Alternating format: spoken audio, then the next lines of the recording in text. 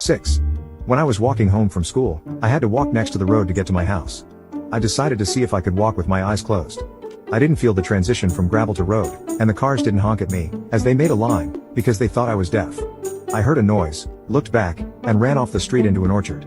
2 weeks later, they put up deaf child area signs on both sides of the road I live on. 7. In middle school I would use Sharpies to tattoo myself. Other kids thought it was cool, so I started charging $1 per drawing wherever they wanted.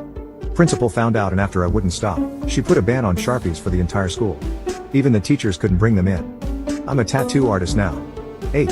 My younger brother was always late to school and was tardy. He figured out if he just skipped first period and went to second, he was counted as being in school and no late penalty because he was at second period on time. They changed this the following year.